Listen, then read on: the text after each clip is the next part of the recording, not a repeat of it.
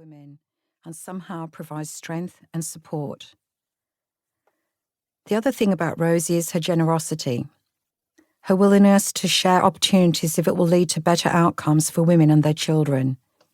It is not at all unusual for Rosie to facilitate an important connection where someone has reached out to her for support, and because she has taken the time to understand the different roles people play, she uses her influence to connect people. This book highlights the spirit of Rosie Batty. It is also a chance to highlight her challenges and contributions. How fortunate our country has been to have someone of her caliber and cleverness. Rosie is a survivor, but how can we ever understand what motivation, what tenacity, and what horrors that has involved? Of course, her public life has been complex and occasionally fraught. Her term as Australian of the Year, indeed her role as an advocate before and since, have involved her retelling a horror story.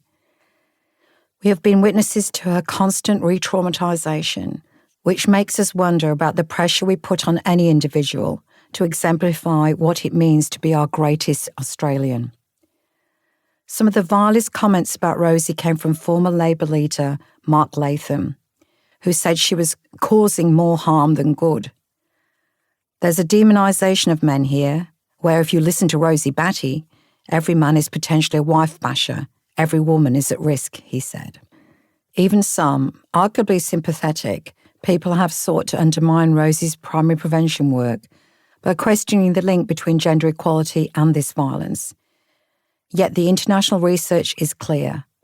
Violence against women is more likely to occur where gender inequality is ingrained in social and cultural norms, structures and practices.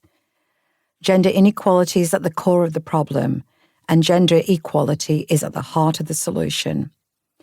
This is a mantra at Our Watch, a national organisation to prevent violence against women, formed in 2013 and of which I was the inaugural chair. Rosie Batty is one of the first Our Watch ambassadorial appointments, and in spite of her countless other commitments, she was a generous and passionate ambassador, even as she formed her own foundation, the Luke Batty Foundation. From Adelaide to Shepparton, Melbourne to New York, I've been fortunate to spend time with her.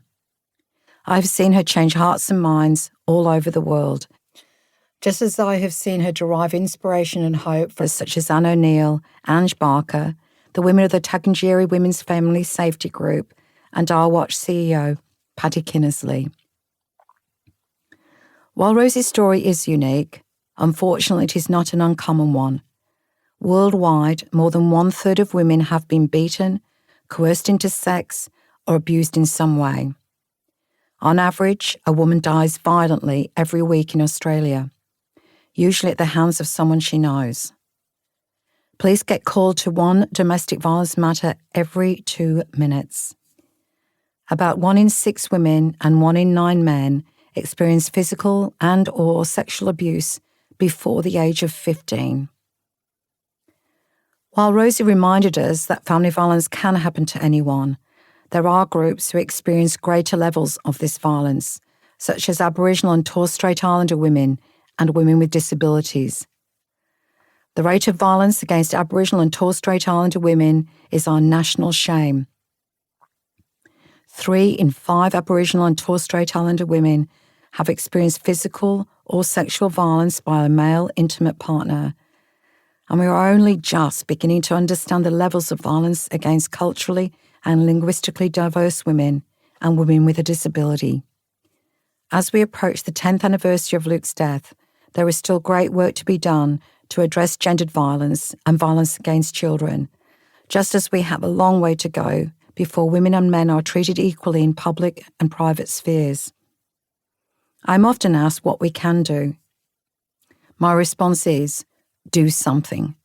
Even if it is just one thing. It might be modelling respectful, ethical and equal relationships in the home, not treating children differently based on their sex, ensuring zero tolerance for sexism in your workplace, ensuring respectful relationship education is in your school, something to which Rosie contributed enormously, or being a good bystander and calling out inappropriate or sexist behaviour on the sporting field.